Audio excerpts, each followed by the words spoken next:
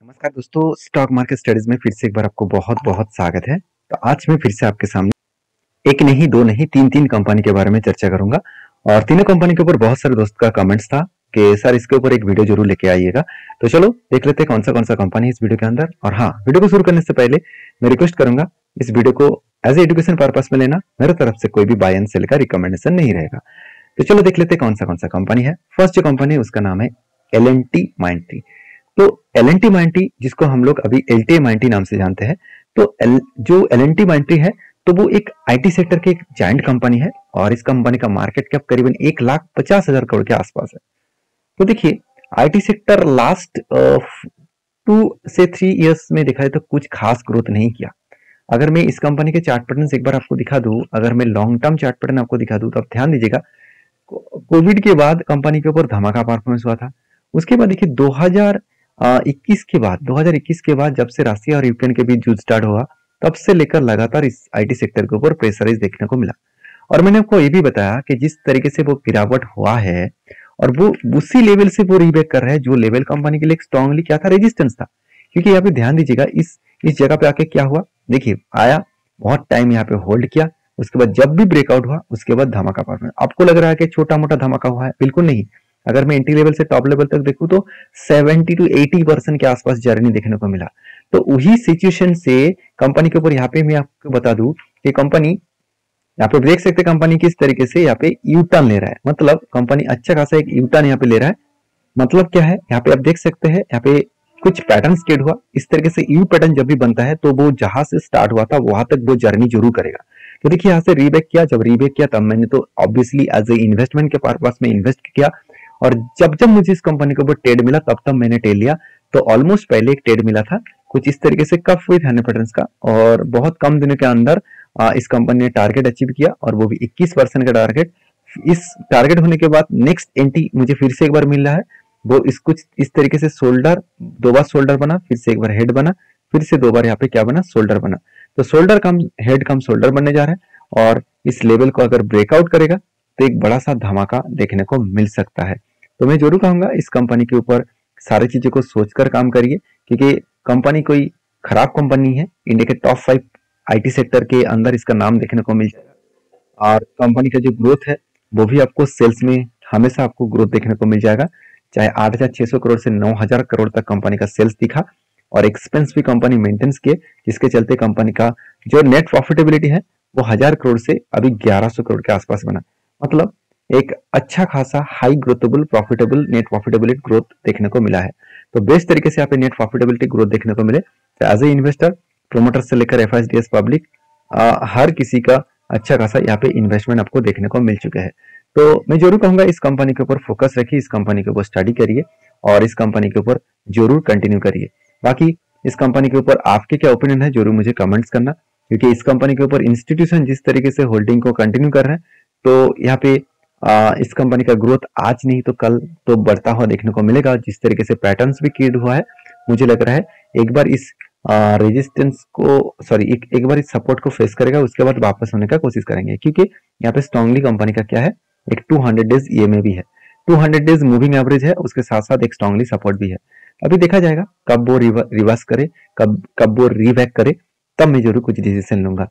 Next जो company उसका नाम है बजाज फिनसर्व। देखिए बजाज फिनसर्व बजाज ग्रुप की ही कंपनी है, और इंडिया के सेकंड लार्जेस्ट फाइनेंस कंपनी है, इंडिया के सेकंड लार्जेस्ट एनबीएफसी कंपनी है।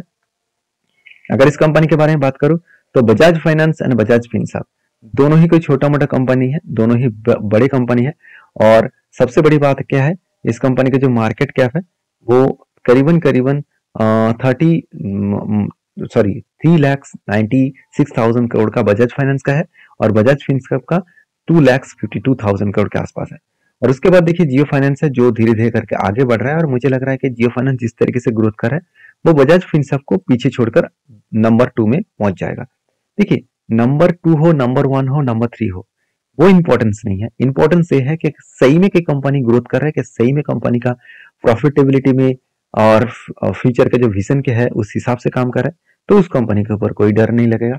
तो देखिए कंपनी के ऊपर जो अभी करंट का जो सिचुएशन है, यहाँ पे देखने को मिला है, उसके बारे में चर्चा करूं तो आप यहाँ पे देख सकते हैं कंपनी का जो क्वार्टरली रिजल्ट है वो इस साल में हाईएस्ट सेल्स देखने को मिला। आज तक इतना सेल्स कभी नहीं हुआ।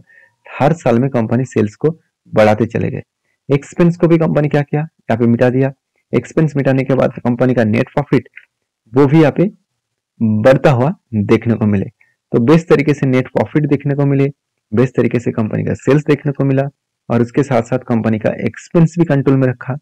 और नेट प्रॉफिट जो यहाँ पे 2700 करोड़ के आसपास है, वो यहाँ पे बढ़ के हो चुके 5900 करोड़, उसके बाद 14000 करोड़। तो एक अलग लेवल का कंपनी का प्रॉफिटेबिलिटी ग्रोथ देखने को मिला है। ईयर ऑफ ईयर बेसिस में भी कंटिन्यूसली कंपनी हर साल में खुद का प्रॉफिट को ग्रोथ कराते चले जा रहे हैं। तो कंपनीज के ऊपर देखिए, सेल्स का ग्रोथ बहुत शानदार है, प्रॉफिट का ग्रोथ भी बहुत शानदार है, और रिटर्न भी बहुत शानदार दे रहा है। तो बहुत सारे लोगों का यही क्वेश्चन है कि सर कंपनी तो 17% के आसपास रिटर्न दे रहा है, पहले तो 36% के आसपास रिटर्न दे रहा था। देखिए, मैं पहले ही बोल चुका हूँ, लास्ट 3 इयर्स में कंपनी के ऊपर कोई भी ग्रोथ नहीं हुआ। फिर से अगर ग्रोथ होना शुरू हो गया तो फिर से कंपनी का रिटर्न ऑफ रेशियो बढ़ जाएगा। तो सब कुछ का टाइम टेकन है। जब जितना टाइम आप दे पाएंगे उतना ही आपको प्रॉफिटेबल कंपनी ट्रेड बना सकते हैं। तो बजाज फिनसर्व के ऊपर बहुत बुलिश हूँ। बाकी आप क्या राय क्या है जरूर मुझे कमेंट्स करना। और एज ए इन्वेस्टर, प्रोमोटर्स से लेकर एफएसडीएस पब्लिक के पास बहुत शानदार होल्डिंग्स है, और इसीलिए इस कंपनी के ऊपर एक ट्रेड भी बना, जो मैं ट्रेड को कंटिन्यू कर रहा हूँ। जो कुछ इस तरीके से बना, यहाँ पे कब बना, उसके बाद 2 बार हैंडल बटन क्रिएट हुआ, और कब 2 बार हैंडल बटन क्रिएट होने के बाद कंपनी के ऊपर क्या हुआ, एक ब्रेकडाउन हुआ, उसके बाद नीचे आया, इस लेवल को रिटेस्ट किया, उसके बाद देखिए धीरे धीरे करके वो ऊपर जाने का कोशिश करेंगे। तो कब ऊपर जाएगा वो तो मुझे पता नहीं, मगर इस कंपनी के ऊपर मैं ट्रेड ले चुका हूँ। अभी जब ऊपर जाएगा तो 27% के आसपास, करीबन 2100 रुपीज के आसपास मेरा टारगेट है। उस टारगेट को लेकर मैं चलूंगा। तो बाकी देखिए, इस टारगेट को मैं आपको नहीं दे रहा हूँ, आप इसके ऊपर रिसर्च करिए, आप बैक टेस्टिंग करके देखिए क्या सही में इस तरीके से पैटर्न्स काम करता है कि नहीं करता है।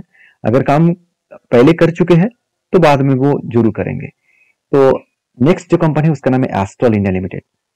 सबसे पहले मैं एक बार एस्ट्रल का चार्ट पैटर्न आपके साथ शेयर कर लेता हूँ, तो आपको और भी क्लियरिटी मिल जाएगा कि एक्चुअली एस्ट्रल के ऊपर हो क्या रहा है। देखिए, बहुत दिनों के बाद में जब काफी धन पैटर्न मुझे देखने को मिला था, और मैंने इस लेवल को जब ब्रेकआउट किया, तब मैंने क्या किया, एक एंट्री लेने का डिसाइड किया।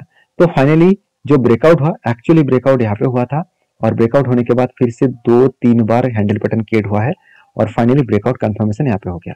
तो मैंने क्या किया, इस लेवल के ऊपर एंट्री ले लिया, और मेरा जो टारगेट है वो एक लंबा सा टारगेट लेकर मैं चलूँ, करीबन 2600 रुपीज के आसपास, 5658 के आसपास मेरा टारगेट है। और इस टारगेट को लेकर मैं चलूंगा, क्योंकि कंपनी के ऊपर बेस्ट तरीके से एंट्री मिला और बेस्ट तरीके से मुझे टारगेट मिलने का चांसेस रहेगा। तो मैं जरूर कहूंगा, इस कंपनी के ऊपर जो टारगेट मिलने का चांसेस है वो करीबन 33% के आसपास है, और बेस्ट तरीके से टारगेट मिलेगा।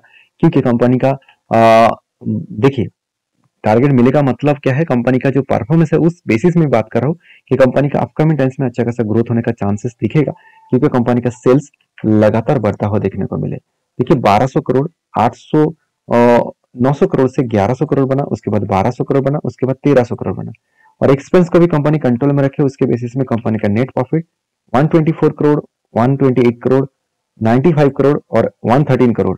तो एक अलग लेवल का नेट प्रॉफिटेबिलिटी ग्रोथ यहाँ पे देखने को मिले।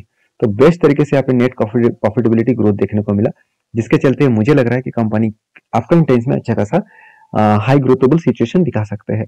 अभी इस कंपनी के ऊपर मजेदार बात क्या है बता दूं, कंपनी के ऊपर कोई भी कर्जा नहीं है, जीरो कर्जा बोल सकते हैं। पहले तो कर्जा था, 200-300 करोड़ के आसपास कर्जा था, आज वो कर्जे को सिर्फ 100 करोड़ के आसपास लेके आए, और रिजर्व भी लगातार बढ़ते चले गए।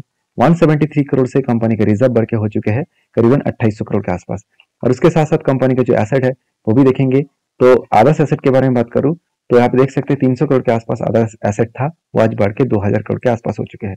और जो लोग सोच रहे हैं कि कंपनी के हाथ में कैश कितना है, देखिए कैश है 500 करोड़, 550 करोड़ के आसपास, और कर्जा कितना लिया, सिर्फ 98 करोड़। मतलब खुद की जेब में जो पैसा पड़े हुए है उस पैसे को लेकर कंपनी क्या कर सकते हैं, खुद के जो बोरिंग्स है उसको मिटा सकते हैं। इसका मतलब बेस्ट तरीके से सिचुएशन अभी आपको देखने को मिल सकता है। बाकी आपके क्या ओपिनियन है जरूर मुझे कमेंट्स करके बताना, और वीडियो में अगर जानकारी अच्छा मिले तो प्लीज एक लाइक जरूर कर देना, क्योंकि आपके लाइक बहुत मोटिवेट करते हैं, और नए से नए कंपनी के बारे में चर्चा में जरूर करूंगा। आपको कौन सा कंपनी के ऊपर इंफॉर्मेशन चाहिए वो मुझे कमेंट करके जान सकते हैं। तो मिलते हैं नेक्स्ट वीडियो में, तब तक के लिए धन्यवाद।